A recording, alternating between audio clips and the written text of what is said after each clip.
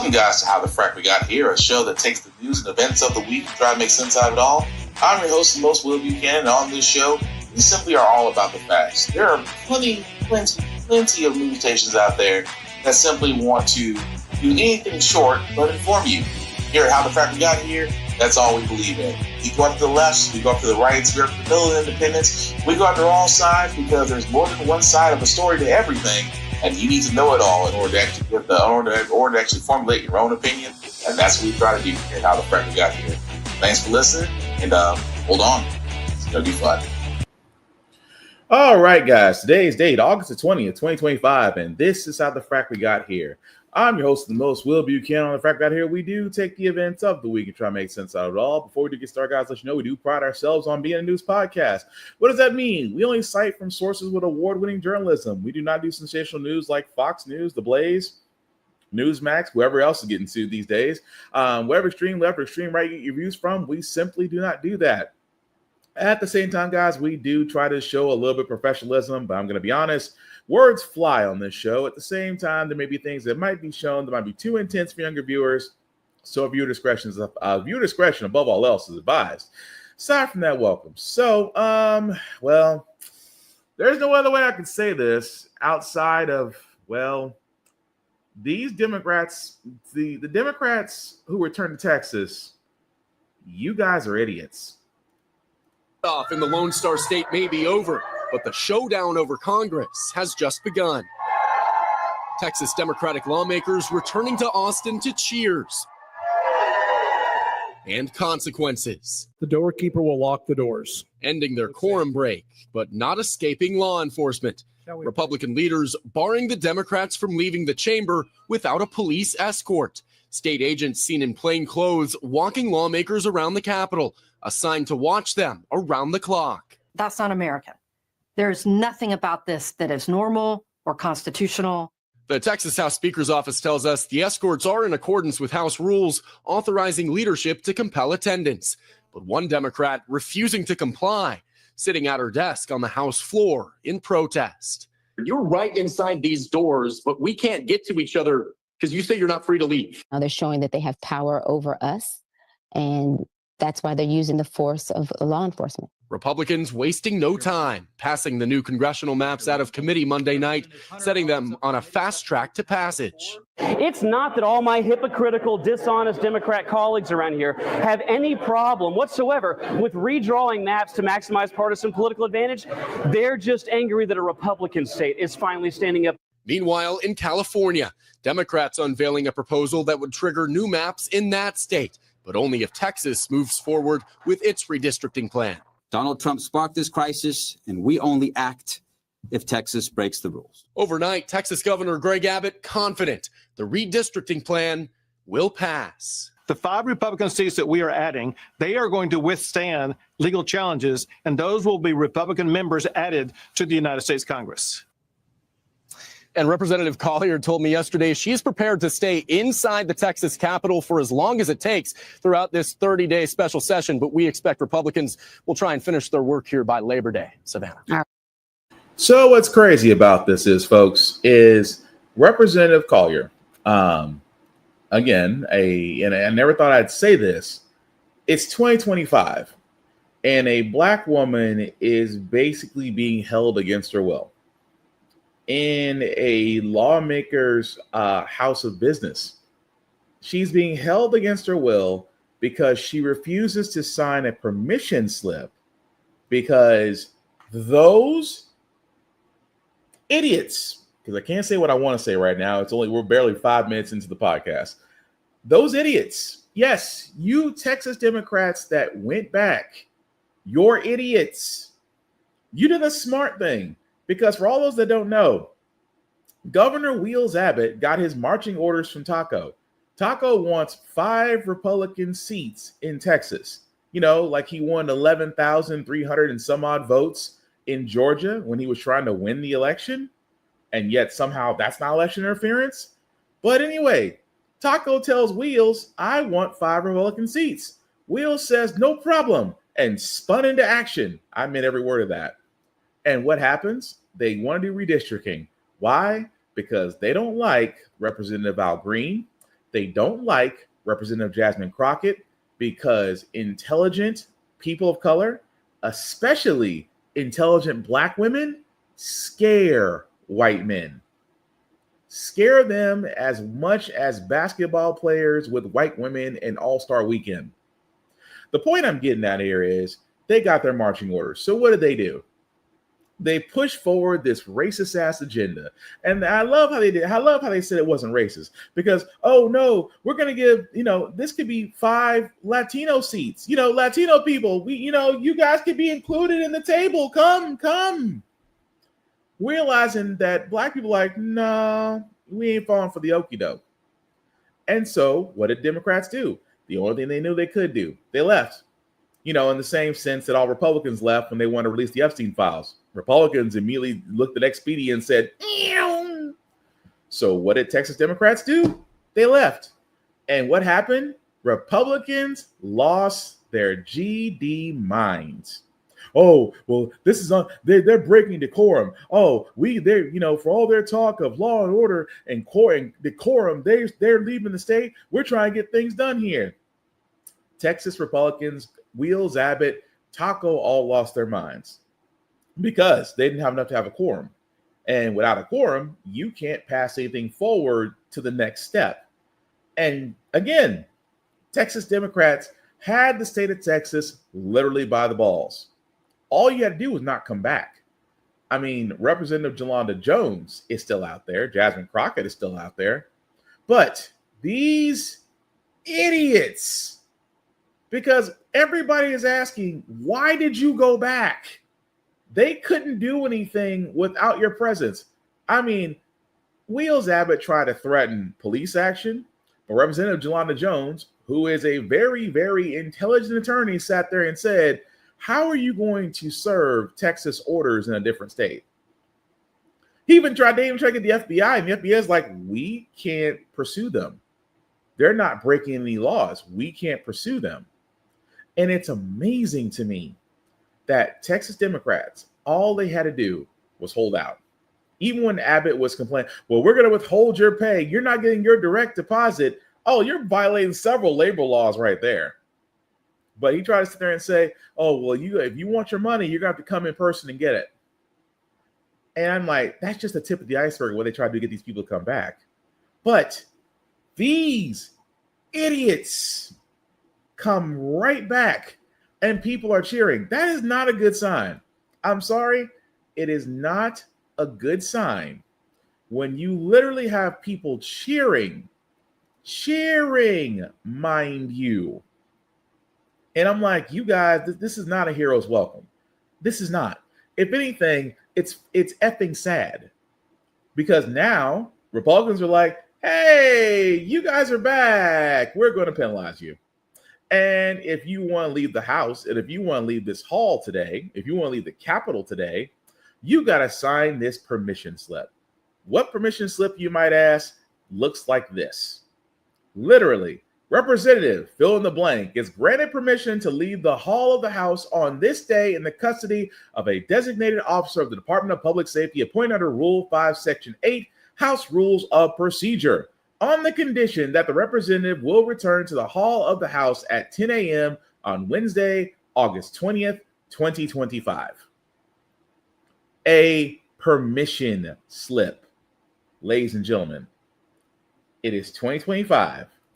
You have grown-ass men and women, and you're sitting there telling them that the only way that you're leaving this hall of the House is to sign a permission slip and have a designated officer from the Department of Public Safety follow you everywhere under 24-hour surveillance until you return back the next day. It's been 10 minutes. That's some bullshit. It is. It is bullshit. How in the world are they allowed to sit there and say to Democrats, sign this and you can go home, but you're going to be under surveillance and we're going to make sure that you don't leave the state again? And this is all this cascade of shit happened because Texas Democrats, well, some of them went back. It makes no sense. And some of them even signed that form. Some of them signed that form, but not Representative Collier. Representative Collier did not sign the form. That's why she's still there. Think about that.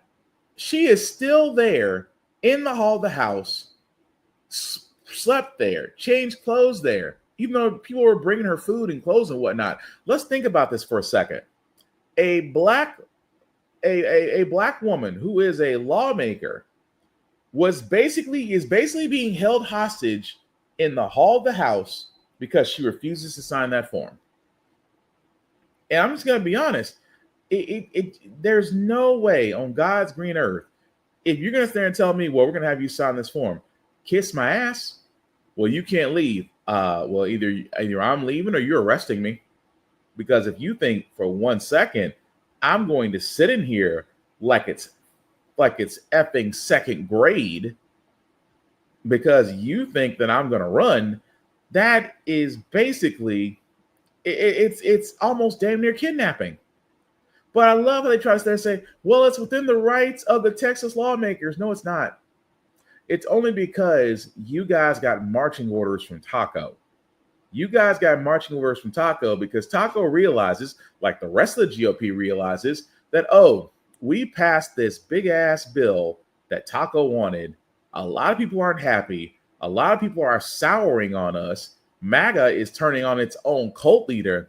And the midterms are next year. We could lose the House and the Senate. And nothing scares Taco more than a Democratic-controlled House and Senate. That means that they can push things through. For all those that don't remember civics, that means that they can push things through that Taco may or may not like.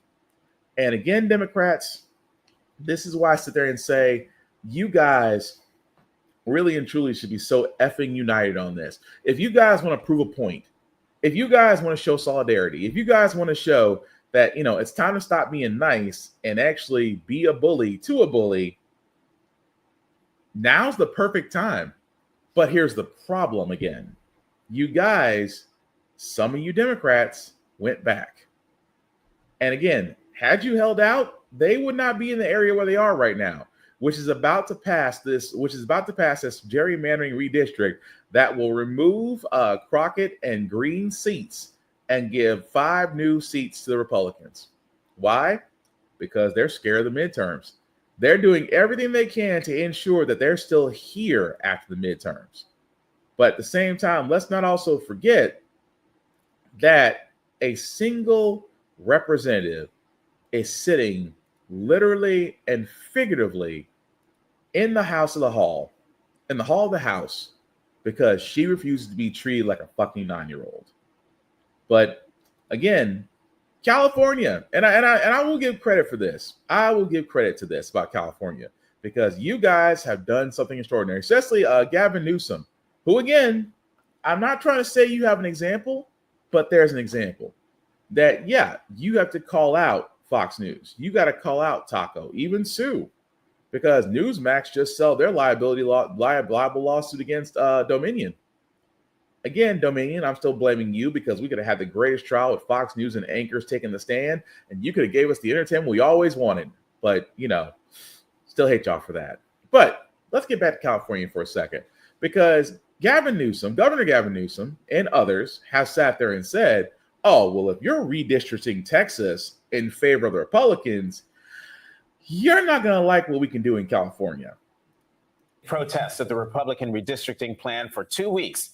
Texas Democrats plan to return home Monday as Governor Greg Abbott has called yet another special session of the state legislature. But the nationwide redistricting fight is far from over.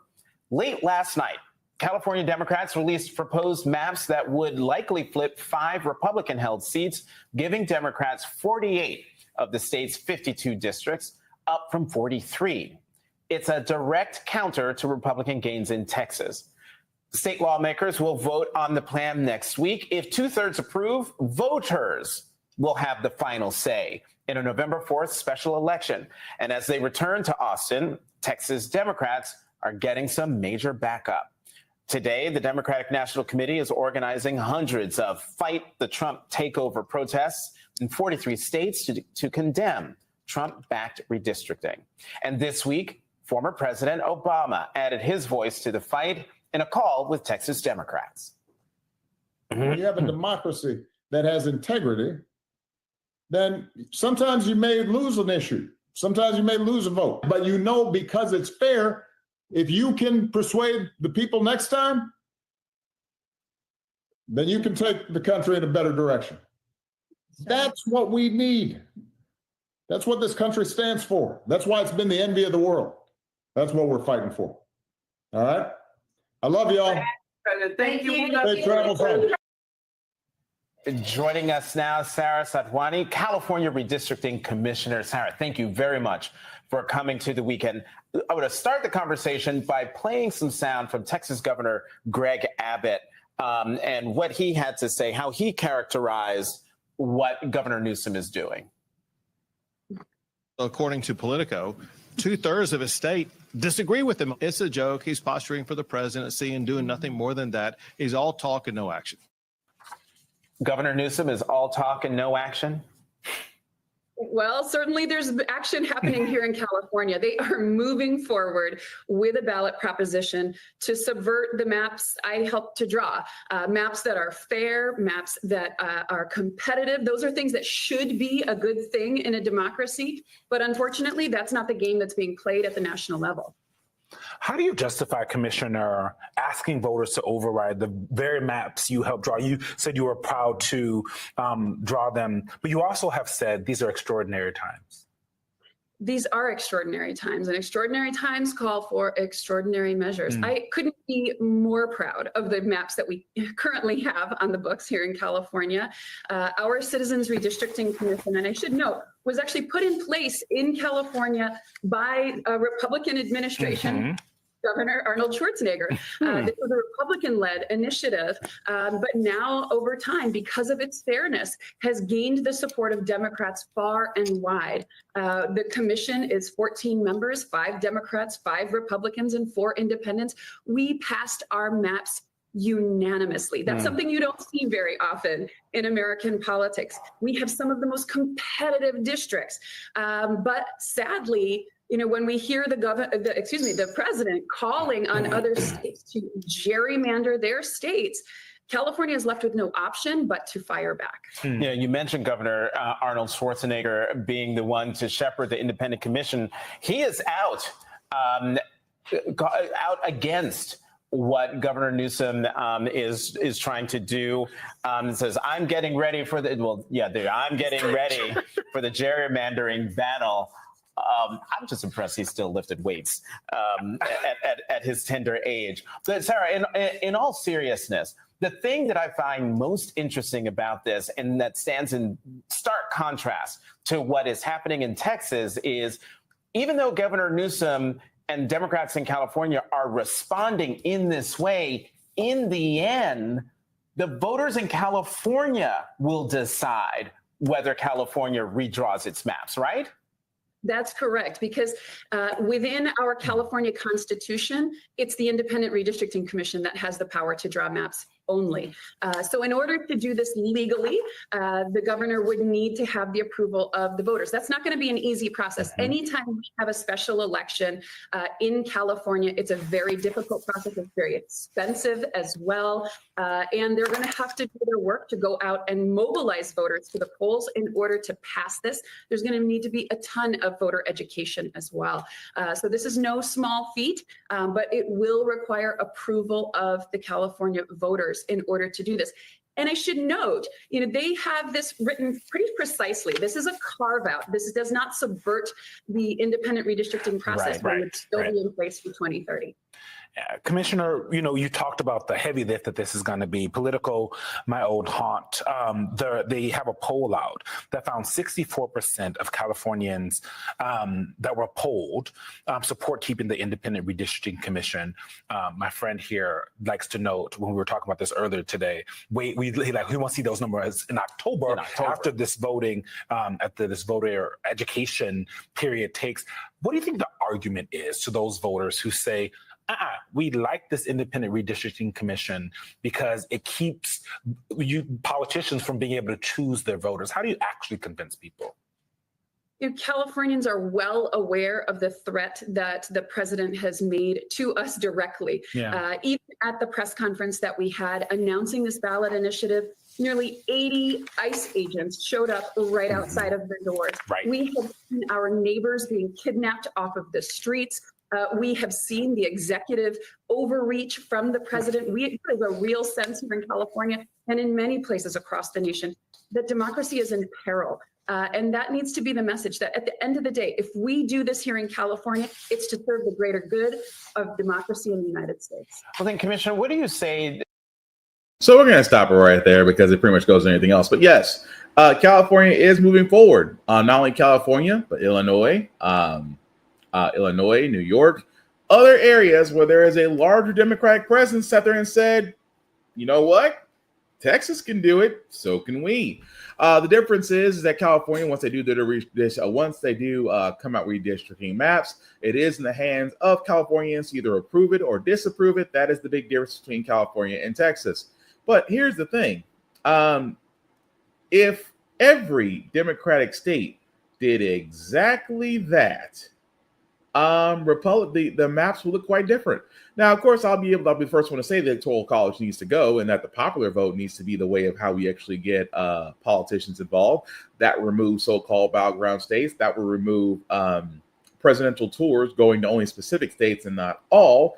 But, going by the popular vote, like every other modern country does. But I digress. But if we are sticking with our Electoral College, if we are sticking with the fact that Texas is trying to go a supermajority of conservatives, then California and other major Democratic states will look mighty blue, and that itself can change how the midterms can look.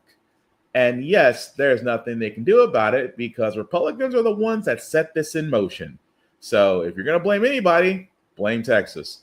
But again, all I can say is it's 2025, and there is a black woman being held against her will because white people, specifically white men, didn't like the fact that the Democrats basically pulled one of their playbooks. Because when Republicans all decided to take a Jet 2 holiday when they didn't want to vote in the Epstein files, not one word was said.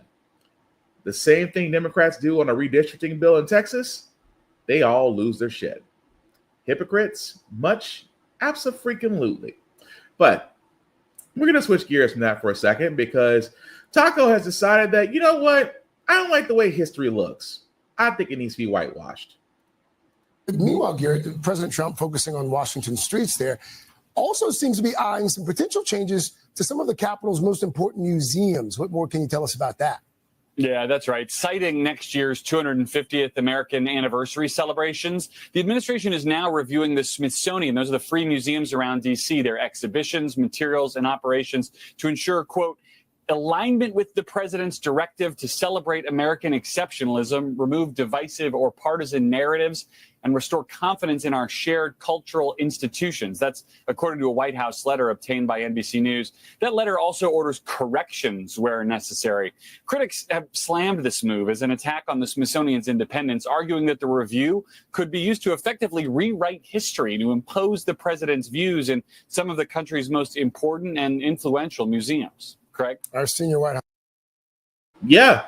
In other words, we're going to whitewash history because I'm going to tell you what it is. And I sat there and said this. Ever since Taco looked, the Department of Education said, I don't like the way you guys are indoctrinating children. He looked at the Corporation for Public Broadcast and said, Elmo is an agent. He looked at everything and he looked at our current foundations and said, I don't like the way you are portraying white people. Let me change it. Because I'm sorry, America's had a lot of dark, bloody, and unexplainable moments. Unexcusable moments. That's history. You don't want to talk about the fact that, a certain group of people created the Trail of Tears, unhoming thousands, if not millions, of Native Americans. You don't want to talk about the fact that a certain group of people decided to put Japanese Americans in internment camps out of fear that they have been invaded by a foreign country. You don't want to talk about slavery. You don't want to talk about the 400 years of brutalization of one race, basically enslaving another race to where it actually led to a wage income disparity that we still have to this day. You don't want to talk about that? You don't want to talk about the civil rights movement, where, again, you did not see black people as no more than 3/5 of a person, and yet we have 40 decades, and it hasn't been that long since Little Ruby integrated into a school. It hasn't been that long, but you don't want to talk about that. You don't want to talk about the genocides. You don't want to talk about the lynchings. You don't want to talk about black towns being burned, much like the Tulsa massacre. You don't want to talk about any of those things because it'll make you feel bad. Aw, how very Nazi of you. The thing is, folks, Taco doesn't like it because, much like CRT, which again is not being taught in any school, they always think that you're making the white people look bad. No, your previous ancestors in history proved that point. But instead of you acknowledging the mistakes from the past, because that's what you're supposed to do, history is there to teach us not to repeat the same mistakes again. And yet, here we are, trying to whitewash the darker parts of our history away because a certain group of people feel like they're being made out to be the domestic viruses that they are. Yes, I said it. Because that's what they're doing. Taco goes to the Smithsonian and says, why do we talk about slavery so much? Because it happened. Why do we talk about Tulsa Massacre? Because it happened. Lake Lanier? Because it happened. The drowning of black towns? Because it happened. The Montgomery bus rides? Because it happened. Bloody Sunday? Because it happened. I can keep going down the list of all these events that have happened, and yet they should be known and should be taught and should be learned, not just by color, not just by people of color, but by everyone, because America has a dark, bloody history. And that's the thing about history. Once it's happened, you can't undo it. You can't unring the bell. You can't simply scribble out that it didn't happen, not because a lot of us who are still living experienced it.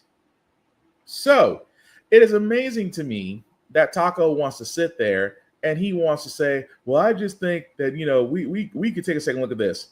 Says the man who lives off daddy's money, dodged enlistment because of bone spurs, calls himself a businessman, yet every business he ever has is in bankruptcy, and at the same time styles himself as a smart man who's really an effing idiot. Yeah. You're there, yet you put Linda McMahon as Secretary of Education. That's how I knew off the bat that you were the first thing to go was your child's education, because nothing more than conservatives hate are educated, critical thinking people, not ignorant, above all else, worker bees, which is what they want. Just saying. But it also doesn't help that, again, with ICE, ICE just not being everywhere, there are some school districts that are actually seeing some absences. Again, this goes back to the whole thing of the modern Gestapo, known as ICE, and ICE Barbie, Director Kristi Noem, are basically going everywhere, which I think it's interesting. They go to Home Depot to find illegal immigrants, and yet these are hardworking folks who actually pay taxes, but get none of the benefits. They're also going after kids in school. We covered stories where kids were graduating or simply going to grade school, getting picked up by ICE. ICE was even going into hospitals trying to find illegal immigrants. And thank goodness some people actually stepping up and saying, no, you're not going to come in here and swoop, which is what they're doing in some school districts, specifically Los Angeles and Chicago, who are now coming up with protections to prevent ICE agents from simply walking in and trying to pick up individuals unless they have a signed criminal warrant that is signed, a signed criminal warrant done by a judge. And that's crazy, isn't it? In 2025, what we have to deal with, because Kristi Noem and the modern day Gestapo is ICE. Because again, I'm not knocking all ICE agents, because some ICE agents heard these orders and they sat there and said, no, I'm not doing it. Because all I can think of is, whether you're in ICE or the National Guard, which I'll get into that story momentarily, you guys have a choice. You do. And I find it crazy because there's another story about law enforcement I'm going to bring up to where this is where I say Taco does not care about anybody in law enforcement. I mean, he didn't care about Capitol Police on January 6th when they got attacked by his own mob. but I'll get that story momentarily. But ICE has been emboldened. The Department of Homeland Security has been emboldened. And now in D.C., which is currently being occupied by dumbass Pam Bondi and her Department of Justice, there are other people that looked at that situation and goes, don't worry, Taco. Help is on the way. We're going to send our own National Guard. I wish I could make that up. Here in Washington has been relatively sparse so far, but we are expecting an escalation in troops now that several governors have committed to deploying troops here to the nation's capital, sending them from their states. This next wave of troops is expected to join the more than 800 National Guard troops that President Trump activated just last week. Up to this point, we're told the Guardsmen have been unarmed, but defense officials say that could change if their orders change, if the nature of their mission changes, particularly as the Guard footprint is expected to grow throughout the city in the coming days. The governor of West Virginia says he's sending 350 troops. The governor of Ohio says he is sending 150 troops after he was asked to do so. And the governor of South Carolina also sending 200 here to Washington. Now, so far, the Guard has had a very limited role, one of supporting D.C.'s Metropolitan Police Department here. But, of course, that situation could change. The situation is very fluid, and their roles could change as their mission and or footprint expands, Rob. Okay, so hold up for a second, because I just want to go back to this. Because this right here is where you should be concerned. Like I said before, you had 4 governors that looked and said, don't worry, Taco, we're going to send help. 3 of them, West Virginia, 350, Ohio, 150, South Carolina, 200. Even, I'm ashamed to say, even in Tennessee, idiot Governor Bill Lee may actually do the same. And again, this is all to occupy D.C. All to occupy D.C. because D.C. has a homeless problem. Well, you don't send National Guard to take care of a homeless problem. D.C. is a wasteland by what account, since crime has been down for like the last 8 years. Well, one Dodge staffer codenamed Big Balls was attacked. So when a white person's attacked, you send the entire army. That sounds about right. But again, with D.C. being occupied, it's going to be a long-ass 30 days. Keep in mind, Taco can only put D.C.'s military police under federal control for 30 days, unless Congress actually votes on it. And trust me, it's a scary thought, because it's giving the man in the high castle vibes over D.C. Even though D.C. mayor, and they're doing their best to fight it, even bringing Trump to court. But again, don't think for 1 second that this is about, getting rid of the homeless, cleaning up everything. This is over-policing to the max. And do not think for 1 second that even though they sat there and said that the National Guard won't be armed, give it a day. And there's nothing more scarier than military-trained personnel with military-style weapons in a urban area, treating it like it's a war zone. Give it time, and that's the scary part. But that's not the only thing Taco talked about. Taco decided to bring in into his wisdom. He sat there and said, I am going to lead a movement to get rid of mail-in ballots. And while we're at it, highly inaccurate, very expensive, and seriously controversial voting machines, which cost 10 times more than the accurate, sophisticated watermark paper, which is faster and leaves no doubt at the end of the evening as who won and who lost the election. Why? Because it's the midterms, people. It is the midterms. And Taco is doing what he does best. He is going to scream from the rafters. He is going to sit there and cry foul. Sir, they hadn't even rolled out the first machine yet. Because remember, him and Fox News, for all those that don't remember, Dominion lawsuit that I just got through talking about, the Dominion voting systems, Taco couldn't stop talking about it. Fox News couldn't stop talking about it. Exposés by Hannity and Laura Ingraham were done by it. Even that douche Tucker Carlson, when he was a part of Fox News, was also talking about it. What happened with that? Oh, Dominion sued. Dominion sued Fox News for billions, saying that you have slandered our name, ruined our brand, potential fallout, and we want to take you to court. We were this close because everybody was being subpoenaed, from the owner to the anchors. It was about to be the greatest law, and it was gonna be public viewing too. Oh, we were gonna have entertainment by fruit by the foot. And what happened? Fox settled. Tucker Carlson got fired. And Dominion was a word that was never said among Fox News ever again. Two things we took from that.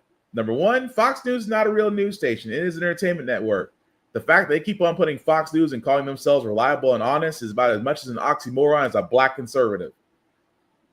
The second part about that is they are basically the modern day state news.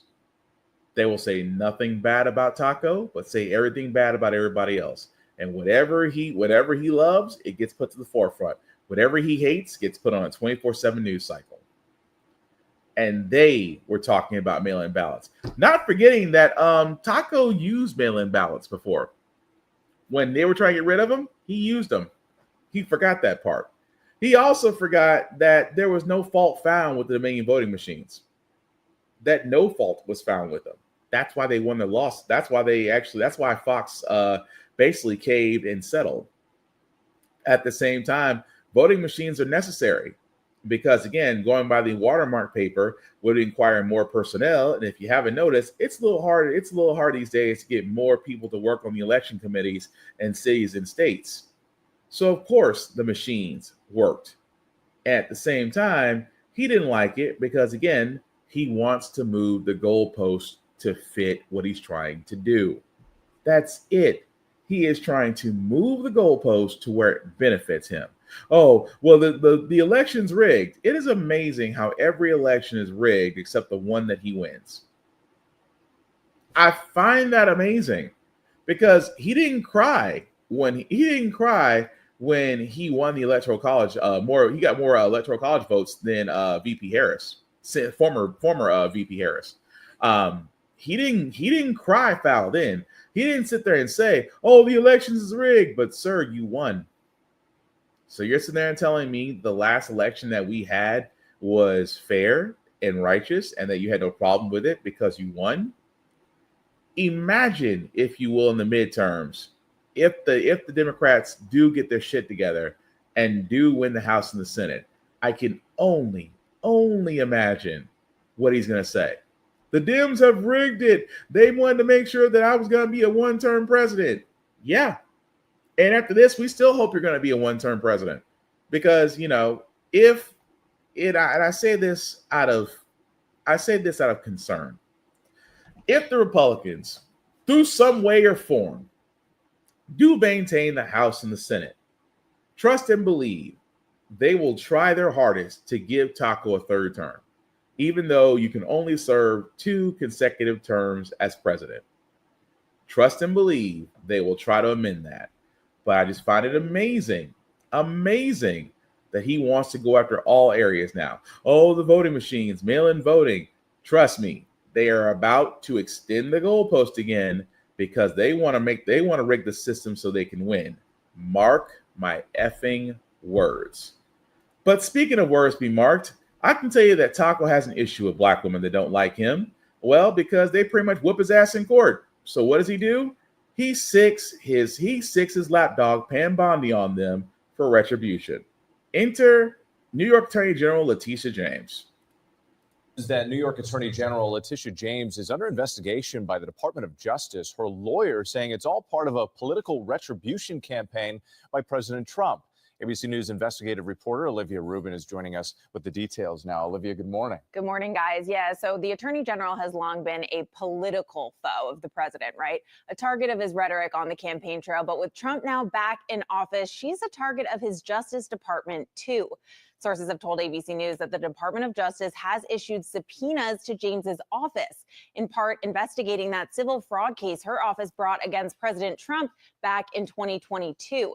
James won that case. We all remember a New York judge finding Trump and his eldest sons repeatedly committed fraud fining him nearly $500 million. Trump has since appealed that ruling, calling the case a scam. And Olivia, that's not the only case that prosecutors are looking at here. That's right. They're looking at a second case, that case that James brought into the corruption case into the National Rifle Association.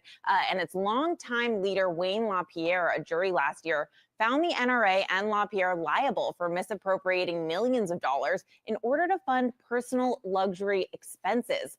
The jury finding LaPierre and another executive must repay over $6 million. The NRA, in a statement at the time, said the verdict confirmed that it was victimized by former vendors and fiduciaries. Now, both of those cases, Trump and the NRA, under scrutiny, all part of this investigation into whether James and her office violated the civil rights of Trump and the NRA. A spokesperson for James is firing back quite harshly here, saying it's weaponization of the justice system and saying they, quote, stand strongly behind our successful litigation.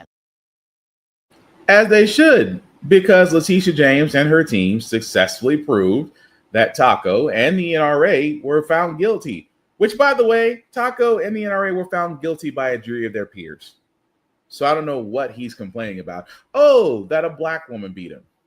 Because that's what it comes down to, folks. It comes down to the fact of the matter is that Taco simply does not like black women.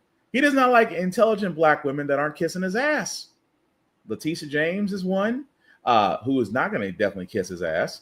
It's the reason why he went after the prosecutor in Georgia. She was at the ready. She was at the ready. And that's the thing about it that a lot of people don't understand. That's the thing that a lot of people, don't understand. That the former prosecutor in Georgia, Fannie Willis, if I'm right, am I right? Fannie Willis? Yes, Fannie Willis. There we go. Sorry. Remember her case? Fannie Willis's case, for all those that don't remember, she was going after election interference. Her team was at the ready. Taco kept pushing this back before he was president because, again, he knew if he got convicted, you can't be president because it's a federal crime. You can't be convicted. Once that conviction goes in and you're found guilty, goodbye presidency. So what happened? They kept pushing it back, which I think is kind of bullshit because they used his campaign as a BS moment because anybody else would have been in a courtroom. But again, once that realized that it didn't work, so what they do? They took a hard look at her relationship with one of the prosecutors on the team. Oh, well, she's got to be funding him and using the state funds, and this can be seen as conflict of interest. Had a whole nother case about that. Sure, there was a relationship there. Sure, she admitted it. But no funds. There was no misappropriation of funds. And the judge didn't like that either because Miss Willis defended herself from the witness stand and made the Trump prosecution look stupid. And the judge, I guess because he had to do something, sat there and told the DA, either your prosecutor can go or you can go, but neither one of y'all can, both of y'all cannot stay on that same team. So what happened? The prosecution left. The trial was still set to go forward until Taco somehow won the presidency again. And then after he became president, had Willis removed as a prosecutor. And the person that took over the case buried it. Taco does not like smart, educated black women. He doesn't, because he always loses. You're not going to get another Omarosa, sir, because every black woman wants to kick your ass, not kiss it. But like Attorney General Letitia James says, it is pretty much just get back.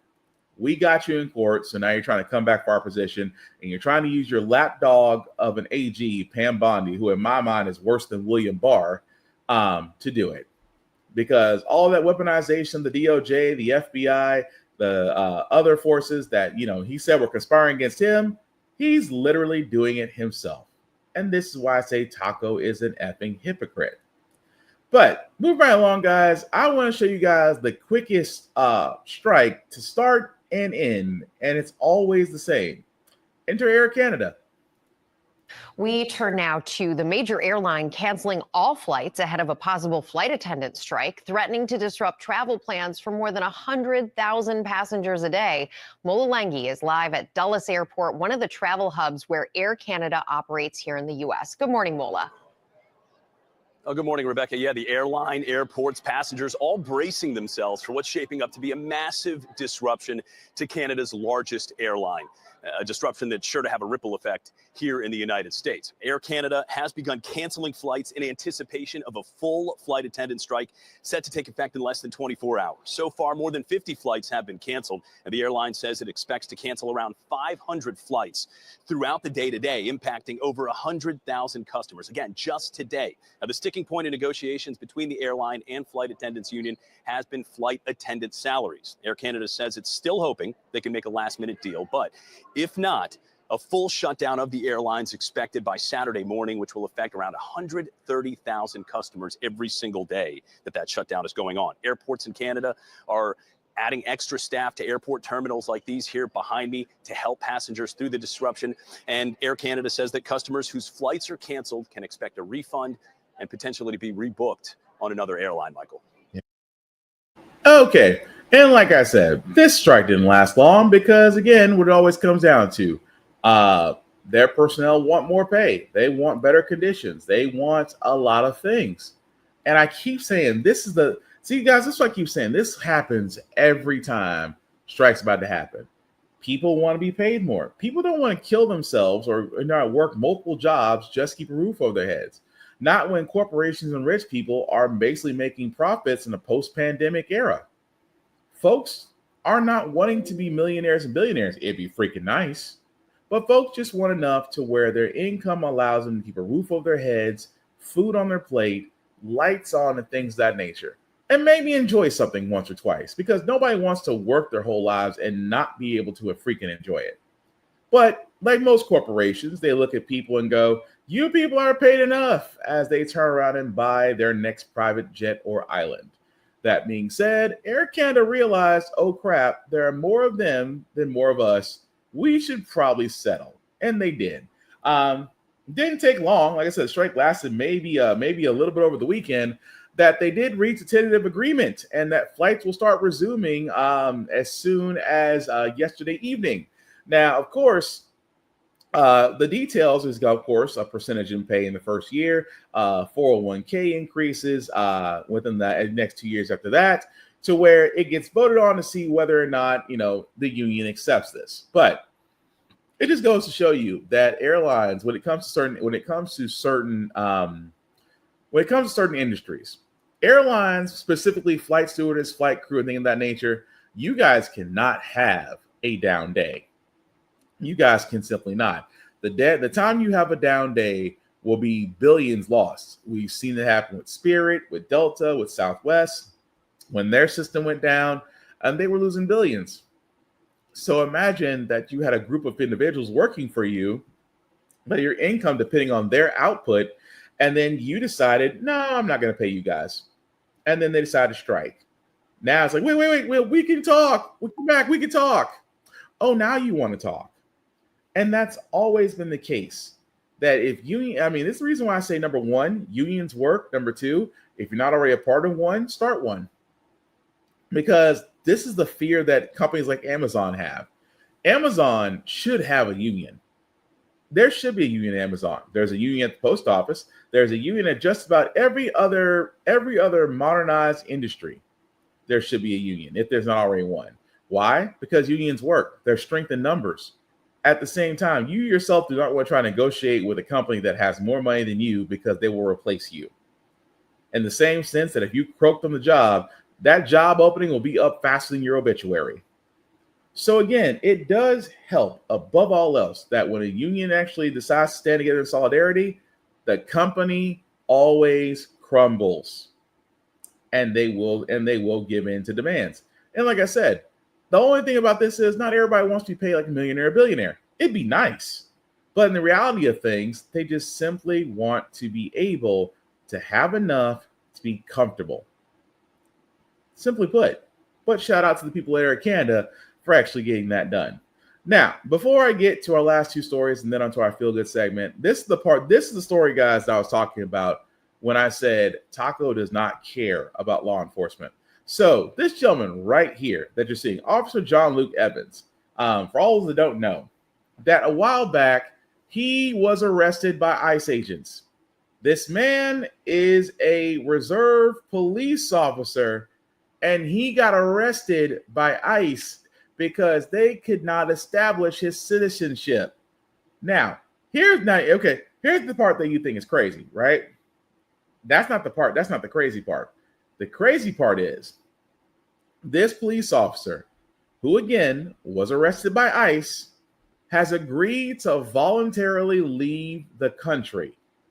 I wish I could make this up. The man's name is John Luke Evans, originally from Jamaica, was a reserve police officer with the Orchard Peace Police Department. And right now, because of his arrest, and because apparently that got swept under the rug, now he is voluntarily going back home, deporting himself. And no details have been found. No details have been made apparent as to why. Because again, when they reached out to the modern day Gestapo known as ICE, ICE did not provide any other comments except that Mr. Evans has decided to leave the U.S. and go back to Jamaica willingly. This is why I sit there and I say, above all else, Taco does not give a damn about law enforcement. I know we have a feeling about law enforcement here on How the Frack We Got Here. Taco doesn't care. And I say this as to those who are still in law enforcement and maybe are trying to do a good job. Taco doesn't care about y'all. He doesn't. As you've literally and figuratively seen, this man self-deported. And I said, we wish you luck in the best of your endeavors, because if you think he's coming back, you're full of shit. Because that's what they wanted. ICE does not want to get rid of the illegal immigrants. They want to get rid of immigrants that do not look like them. Because I said it once and I'll say it again. I have yet to see a non-person of color who is an immigrant get picked up by ICE. It has always been people of color. That has always been the plan. That has always been the design. Because as long as Stephen Miller is in that White House, right along with Taco, that's exactly what they plan to do. Hence why they're trying to occupy DC. And you have another person who is a conservative podcaster talking about there's some neighborhoods in DC that just honestly need to be cleared out. Sound familiar? They're not going after illegal immigrants. They're going after immigrants who don't look like them. And now your law enforcement officer who decided, no, I'll go back home. And ICE had no problem with it. That alone tells you how much full of shit back the blue line, Blue Lives Matter, All Lives Matter really truly is. But our last two stories, guys, before we get out of here. Honestly, I'm going to start having a Darwin Award, because if you don't know what I mean by Darwin Award, I mean folks that really should not be alive, but through luck of the draw, they are. At the same time, their decisions can harm others. Like this wonderful Mother of the Year here, saying raw milk sickened her toddler and led to the loss of an unborn baby, as she is suing a Florida dairy farm. Now, keep in mind, this woman decided to purchase raw milk. She purchased raw milk. She did not do pasteurized milk. She got raw milk. Why? Because you have idiots like RFK and other influencers are out there that are simply saying that raw milk is good for you. No, it's not. Raw milk is full of bacteria that could possibly take you out and take out your children, which happened in this case. She claimed she lost her unborn child, and the toddler she was caring for got sick from the milk. Gee, you gave your child non-pasteurized, bacteria-filled, raw-ass milk. I wonder what could happen. And again, it has been said multiple times, the potential risk of drinking raw milk, meaning that's not pasteurized. For all those that don't know, it's a heat treating process that the milk goes through that destroys bacteria. And again, there is a reason, a freaking reason, why raw milk should not be consumed at anywhere. And then she tries to then say, I wasn't aware of the potential dangers when you purchased it. Are you freaking kidding? Are you freaking kidding? The Surgeon General has a warning on every pack of cigarettes and vapes. But it's amazing to me that this woman is suing. It is not as if the dairy farm sat there and sold you a bill of goods. It says raw milk for animals, not for humans. And yet, because of idiots like RFK out there who consume raw milk and other fitness influencers who swear by it, they're going to get people hurt and worse. But again, Darwin Award. What also should be a Darwin Award and also a head scratcher, guys. You guys remember Peyton Ginran, the white supremacist / terrorist that killed 10 people at a Buffalo supermarket? Well, his trial's coming up, but he wants the federal charges dropped because the grand jury was too white. He literally said this in a note of deposition to the judge, saying that there was enough people of color during the jury, and therefore his case should be thrown out. Here's my thing, and I say this, and like I said, I don't pretend myself to be a legal concern, or a legal advocate. I don't pretend to be none of these things. I really do not. But I will say this above all else. How dumb do you got to be? Because I know for a lot of people, I mean, if I'm playing devil's advocate here, this man murdered 10 people. As far as I'm concerned, he should be facing the death penalty. But a white man murders 10 people of color and gets an all-white jury. It sounds like to me you got fair. It sounds like to me, yeah, you got fair. Because you may have a sliver of a chance, not a big one.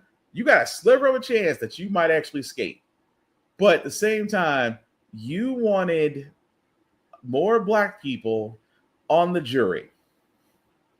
Sorry, you murdered 10 black people and you want a jury full of them? Are you wanting to skip on to the death penalty? Because we can go ahead and do that for you if that's what you wish.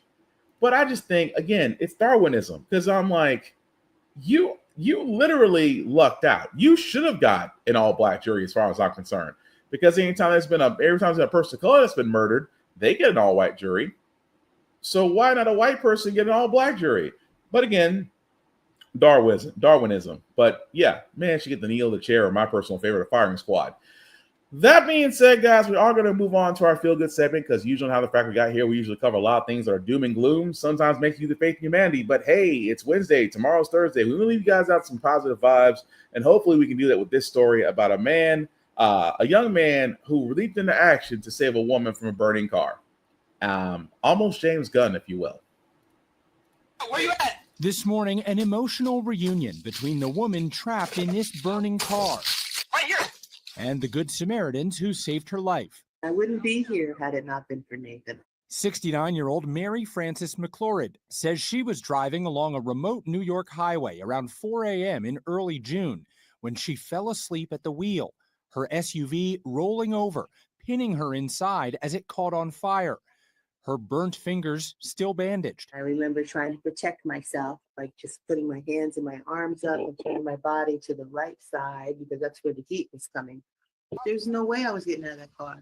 23-year-old Nathan Felix says he happened to be passing by when he saw McLaurid's car and jumped out to help. I could hear somebody screaming, and then she's like, help me. God, I'm hearing her in there panicking. So I'm trying to do whatever I can to possibly assist her. In this police body camera video, you see first responders arrive to the scene and hand a fire extinguisher to Felix, who sprints straight toward the inferno. One officer using a window breaking device to crack open the sunroof as Felix pulls McLaurid out. Once we got her out, she was like screaming and everything. I was like, thank you, God. That's all I was saying in my head. Thank you, God. McLaurid says she spent over a month in the hospital with severe burns covering more than 20% of her body. She returned home earlier this week and got the chance to meet the man who risked his life to save hers. It was overwhelming what this young man did. What young person runs up to a vehicle that is now caught on fire and still tries to get somebody out of it? I can't thank Nathan enough. I don't even have words to thank him. I don't know how to thank him other than to say, if you ever need me, I'm always here in your life. I love that reunion. Mary Frances says Nathan is like a new nephew to her, and she credits her in-car safety system for recognizing that she was in an accident and contacting 911. But when you got Nathan there, excellent stuff. Yeah. Oh yeah, he got she got a new nephew out of it, and he's like happy to be, happy to be able to help and save somebody. But again, always a good thing to see everybody walk away. So good on that man. That being said, that's going to do it for this podcast, guys. Thank you all for liking, for watching, for letting people know this is live. I certainly appreciate that. Some shameless plugging as usual before we do get out of here, guys. Shout out to APR TV. Why? Because How the Frack can be seen on there. It can be seen on the Roku channel or Amazon Fire TV app, as well as other shows on APR TV. Definitely check them out. Also, BlurStation.com. I talked about this site, a site that is for us, by us, and we should definitely be supporting. Check out BlurStation.com, guys. Again, if you do want to join, it's $10.99 a month to stream BlurStation, and it can be streamed on all smart devices. Also, runforoffice.org. I keep saying this, guys. You want to know how the crazy ones did it, how Moms for Liberties did it, how the Tea Party did it? Well, sites like this. If you do feel called to public office, whether you want to run locally or nationally, you can type your address in here and you can see about how you can get your name on the ballot, the things that you'll need to actually run for, and hopefully be elected and actually make a change. Because again, guys, we actually need a lot more people on this. I mean, a lot more people active, because right now our democracy is in danger, and we could literally have the man in the high castle moment, because unfortunately, Taco is still around. I know that's kind of sad to say, but it's true. That being said, guys, How the Frack we got here can be found on all socials: YouTube, Facebook, TikTok, Instagram. Like and share. Again, follow us there. Myself, Black_Spartan615. You can definitely follow me there as well. Just don't be weird. I don't want to get in the whole point of blocking people. At the same time, guys, we cannot do any of these without your support. Like, share, subscribe. Please, I beg of you, because we want to make this bigger than what it is, because the idea, the mission of How the Frack got here is to inform and to educate and empower. If we do all these things, then that means that my job is done. At the same time, guys, don't doom scroll. I know with all the things that's going on right now, please go outside, go do something productive. Please hydrate, because the sun's trying to kill us. It's really still hot out there. Protect your peace. Check on your folks. Do something that makes you laugh. Let the mind wander. Find that peace, because once you find peace, we can make it, honestly. The last thing I'll say about How the Frack we got here, guys, it's all about staying informed. We are not trying to reinvent the wheel. We are simply giving you all the information, allow you to make up your own mind, but we do provide a lot of perspective that goes along with it. We do better as society once we're informed. We're progressive. We move forward. We try to right the wrongs of our past, making decisions now that we should have done back then, like electing our first Black woman to the Supreme Court, electing our first Black woman to the Federal Board of Governors, maybe one day electing our first Black woman to be serving as the first Madam President. All great things. When we don't learn from history, we are doomed to repeat it. That's what we keep asking ourselves. Why does everything go up but our paycheck? Why are we electing different politicians but still the same old game in Congress? And most importantly, how the frack we got here. Thank you all for watching, guys. Please take care of yourselves and each other as I get right on the screen. And I promise we'll get through this. Have a good one, guys. Peace.